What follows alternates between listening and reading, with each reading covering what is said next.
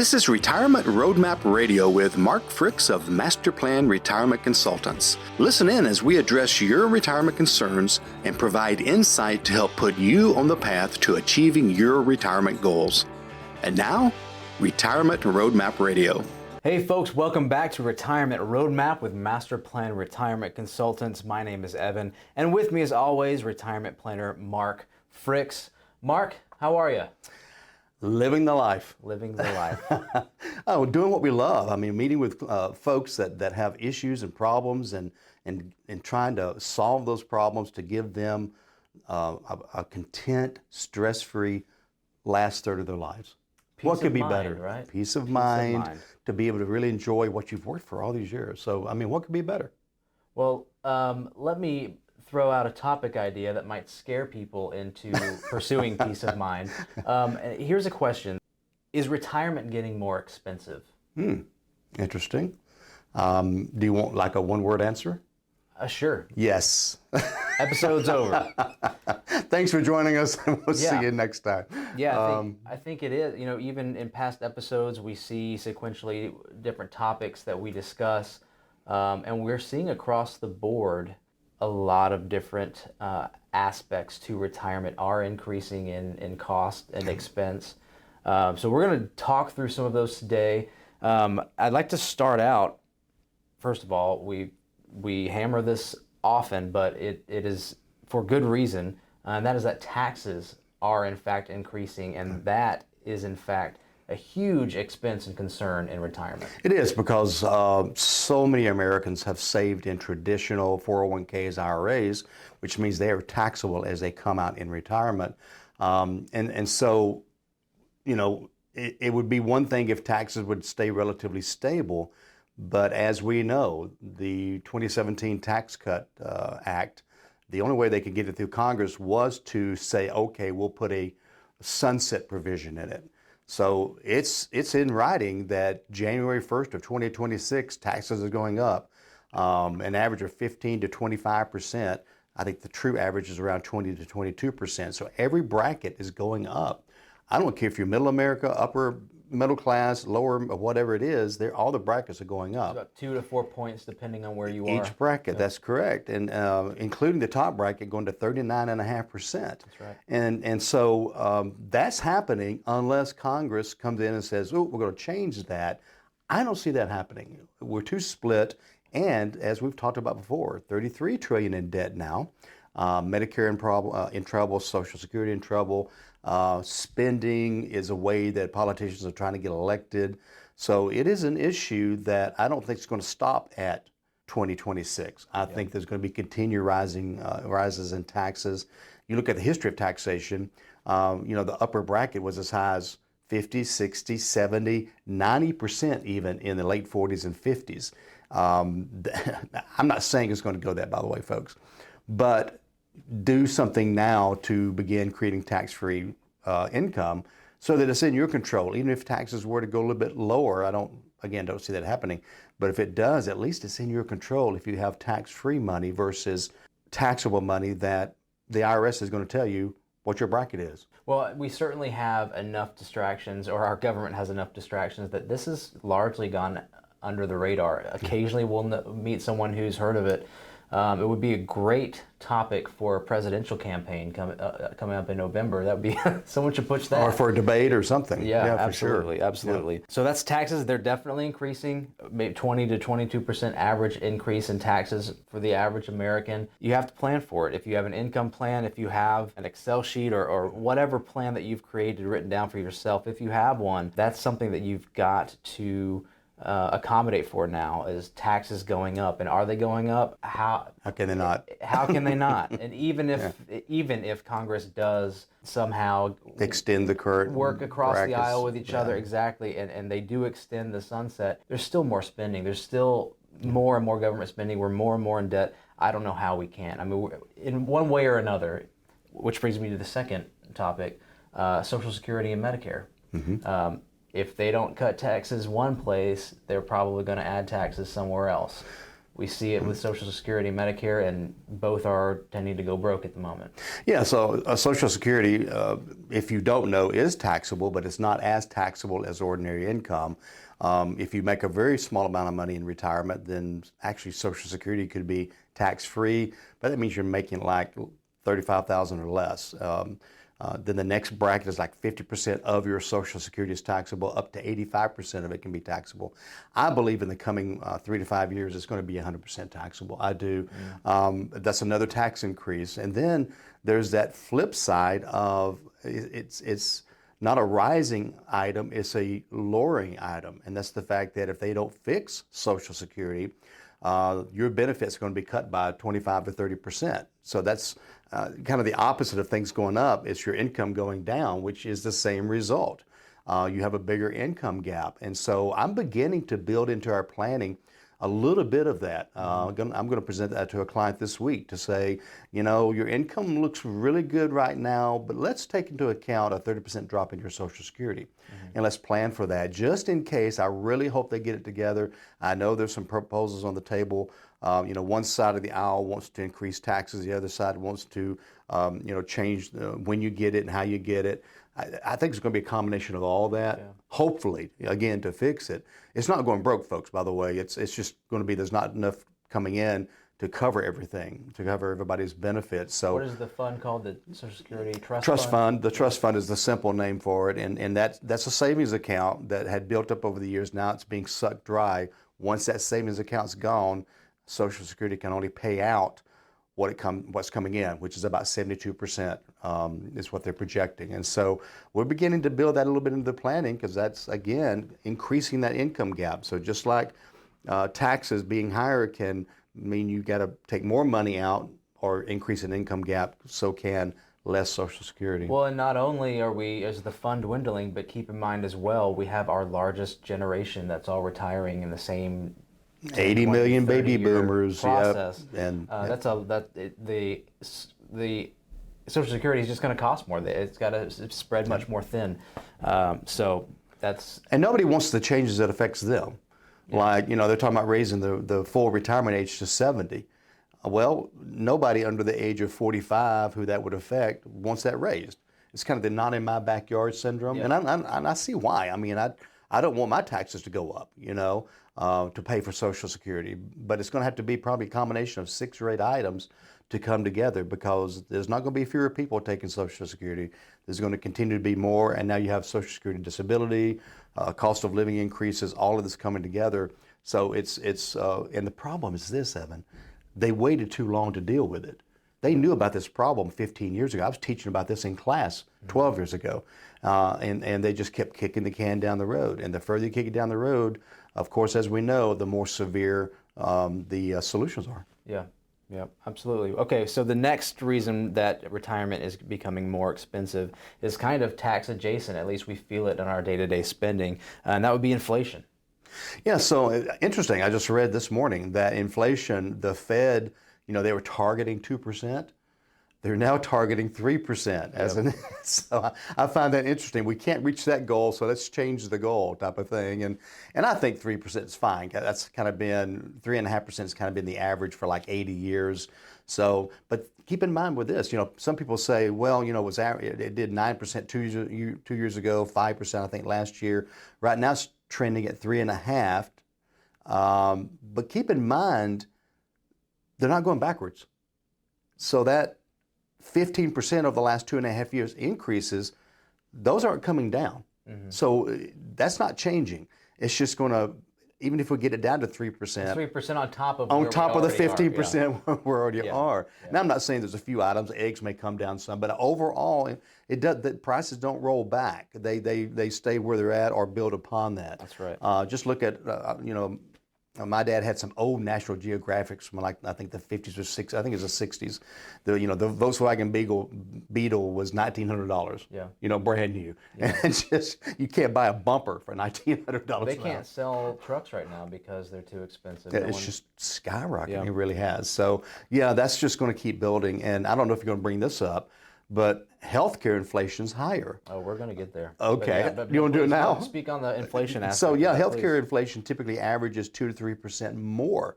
Um, that's why health insurance is going up so much. Insurance companies are controlling our health system really right now, and so they send you a bill for $50,000 for an emergency room visit, an overnight stay. Medicare may pay 20 of that. You may have to pay some, out of pocket, but it's just inflating, and tie that back into long-term care and assisted living. Same type of inflation factors. So that's even worse. And so if let's say 6%, I think is the average I've heard. So that means every 12 years, prices will double in healthcare. So if in nursing homes are averaging $90,000 a year right now, $180,000 in 12 years. And so it's just astounding.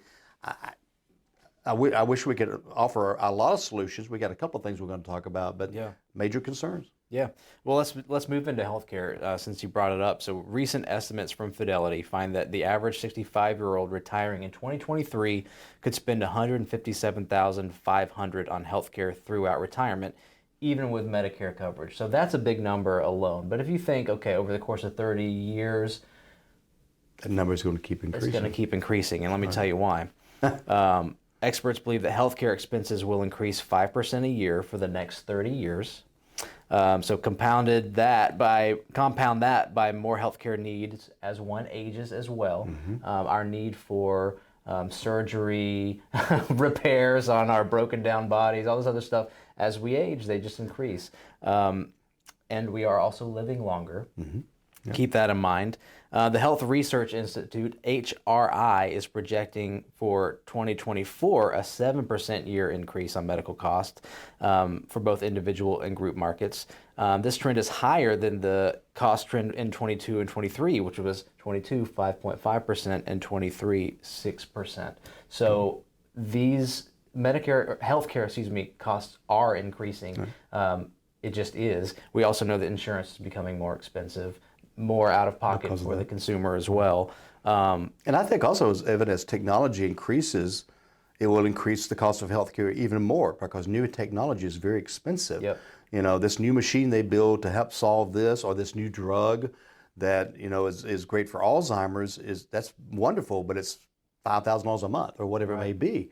And so Medicare covers part of it, but I think I've told this story before. I had a client that, I don't remember her condition, but her medicine was $2,000 a month. She was on Medicare, but it was still $2,000 a month. So she skipped every other day because she couldn't afford $2,000 a month. She barely could afford $1,000 a month. And so that worsened her condition, and so that's the kind of things it triggers. And again, I hope folks that are listening to this are not driving, by the way. They might want to pull over because this is stuff that's reality. And sometimes we got to get slapped in the face a little bit with reality. But until you know the reality, you can't come up with the solutions. Yep. Yeah. Yep. I'll tell you what some of the solutions could be. Sure. Master Plan Retirement Consultants. Visit the website. Seriously, a lot of education, a lot of checklists there, as you know. Sure. A great place to click a button and schedule a complimentary consultation with us. A time to chat, whether it be on Zoom, face-to-face, phone call, whatever, just to discuss your concerns, your desires, wants, goals, things that may be brought up in this episode or other episodes. But that button, schedule a meeting, very simple to use, but also just bookmark it because it's a great place to go, just for information. And we continually add to it. And as you know, we have workshops, seminars on there as well. So masterplanretire.com, or hey, the old-fashioned way, phone call. We have one of those. 770-980-9262. We still have a landline, believe it or not. Well, actually, it's through the computer. Never mind. That's a good point. Sorry. That's right. Little disclaimer here. Yeah. So we already see healthcare increasing. We already talked about Social Security, and I don't know if we really spoke much about how Medicare is being affected by that as well, but that gets more expensive every year. More out of pocket. Almost every year. Right. Long-term care needs are rising. We talked a little bit about the baby boomers, the largest generations, all retiring at the same time. Well, first of all, besides the cost factor, we don't have the infrastructure for that large of a population retiring at once, aging at once, and then having a long-term maybe care unit or something. At the same time, we simply just don't have the infrastructure or the staff, quality staff. We just don't have it. Yeah, in our area, Metro Atlanta, I mean, every third corner there's like a new facility going up, whether it be a hospital, but especially a nursing home, but probably more personal assistant, assisted living, memory care. I see a lot of those going up because, like you said, we're living longer. So, that time before we are having to have full-time in-bed care, long-term care, that assisted living at least allows people to be watched over and taken care of without, having to, again, be in a bed. But again, because we're living longer, we're in that situation longer. And with Alzheimer's and dementia, that can be a long-term process. We have personal experience in that in our family. We're 3, 5, 7, 9, 10 years of slow deterioration. Where's the care coming from? We try to keep them at home. We try to take care of them as long as you can, but many times that becomes impossible. And then it makes it difficult with the remaining spouse. So if that spouse passes away, you've got a remaining spouse that some of the assets have been bled down. Maybe income's now gone when you lose your spouse because there was an extra Social Security check coming in. It's that double whammy that we talk about with a lot of clients. Yeah. And the infrastructure issue as well. We've got the need for staff. First of all, they just don't have the amount of people. Yeah. But the type of person, that's a very difficult job. It requires a lot of heart, a lot of it's not fun. empathy, and it is not fun. You got to have a heart difficult. for it. You're right. You absolutely do.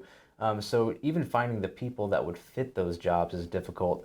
But the amount that we're going to need is just staggering. So it's almost not a money issue because there just might not be availability. However, those with more money are going to be able to afford because the prices are going to go up because they're limited quantities. But the middle class is, of course, our biggest class, and they're going to be hit the hardest because, they got some money, but it's going to run out after a certain amount of time, and now, you have to go to we already know what the government facilities are like. Yeah, the Medicaid type of bed, and I'm not saying that they're better, but they're not the top quality. Some we've case seen by case, too. It is. Sometimes there are really good ones. We don't mean to say that it's not, but you lose control. You lose choices. Yeah, you lose choices. Probably a great way to put that. Yeah. So maintaining health is actually a financial strategy, especially in retirement. Think about how much you would pay for a gym membership or regular activity in pursuit. Versus how much you would spend for medical costs throughout retirement. Well, I know in our area there are a lot of places that are more community oriented that are free for senior citizens. Yeah. And you can join these gyms and fitness areas, and they have classes and stretching and all that kind of stuff. And if you're not working, you're retired.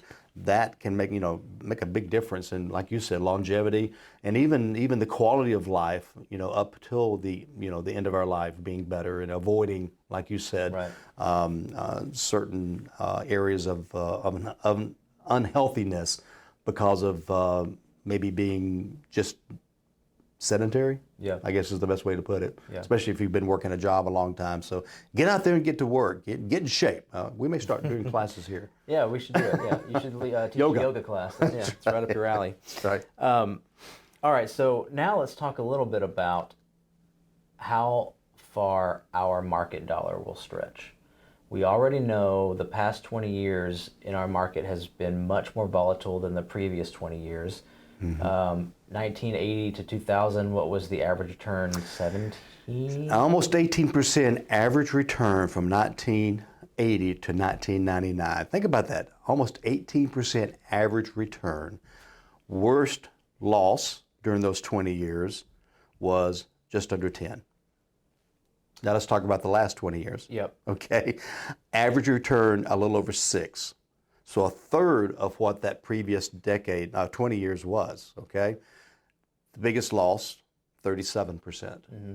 So it's almost the opposite of those 20 years. So the volatility, which is what you're alluding to, which is the up and down movement of the market, it's always had a level of volatility. But when you look at the charts we have, especially, and maybe we can show that. But the charts are just so different, and so I think what you're leading to, Evan, is the fact that if we're depending on the market for income in addition to Social Security, and that's going up and down like that. So there's a study done by Morningstar, and I think a lot of people have heard of the 4% rule. And so what that is you can semi-safely take 4% from your stock market account, and it should last 30 years or so into retirement. There's like a 97% chance.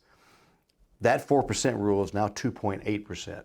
Okay, so now you need an additional 30% in your stock market account to have the same level of income that was at 4%. So we have new different strategies to increase that percentage. Actually, now we can, on a guaranteed basis, take 5 to 7% out of a specially designed account that is stable, not like the market going up and down. So, and I see continued volatility. I think you do too, for several reasons. I think social media is the new water cooler, right? And you stand around and talk about the market. Well, now it's 50,000 people on social media talking about the market or manipulating the market. Yeah. We have world economy, truly a world economy now. So there are many things affecting this that I don't think are going to change.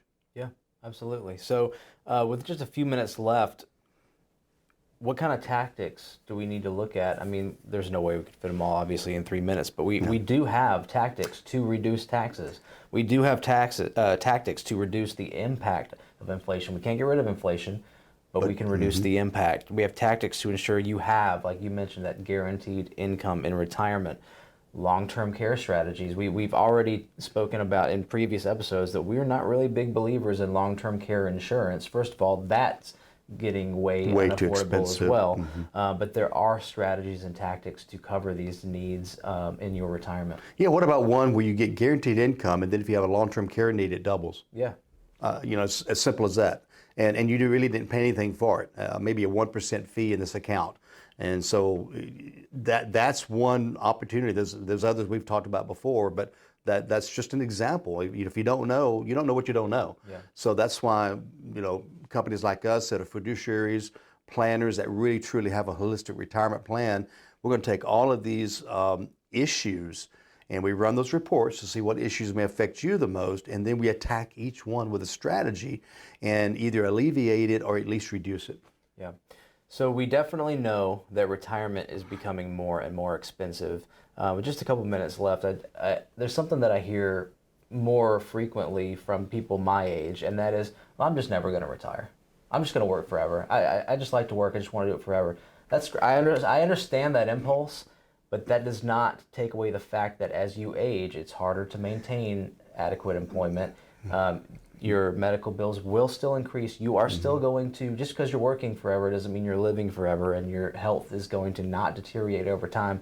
So sometimes it feels like a little bit of a cop-out to say, well, I'm never going to retire. Yeah. Well, fine. You can work as long as you want, but you will have the same needs that those who have retired also have. That's not going away. And there will be a point you will have to retire for health. Right. One point, whether it be at 70, 80, 85, 90, or whatever, there is a point you can't work anymore. And so you may have another 5 years of life. Yeah. What do you do? I guess YMCA. Well, do they still have those? I don't know. They probably cost something nowadays too. I don't know. I don't know. How much do those cost? I have no idea. I've not stayed at one. That's probably good. Well, anyways, knock on wood. We're vamping at this point, but let's talk a little bit more about YMCA facilities. But seriously. Next episode, YMCA, everything you ever wanted to know. So in your initial consultations, when you schedule a consultation with us, one of your fears is that you can write on your data gather is, I do not want to live at the YMCA. That's right. Masterplanretire.com, folks. Check us out. Schedule your consultation or call us at 770-980-9262. Glad you joined us. Remember, plan well and prosper. Take care. This was Retirement Roadmap Radio with Mark Fricks of Master Plan Retirement Consultants. To schedule a complimentary consultation, go to masterplanretire.com or call 770-980-9262. Thanks for listening, and remember, plan well and prosper. All matters discussed during this show are for informational purposes only. Each individual situation may vary, and the opinions expressed here may not apply to everyone. Materials presented are believed to be from reliable sources, and no representations can be made as to its accuracy. All ideas and information should be discussed in detail with one of our qualified representatives prior to implementation. Advisory services offered through Master Plan Retirement Consultants, a registered investment advisor in the state of Georgia. Mark Fricks and Master Plan Retirement Consultants are not affiliated with or endorsed by the Social Security Administration or any other government agency.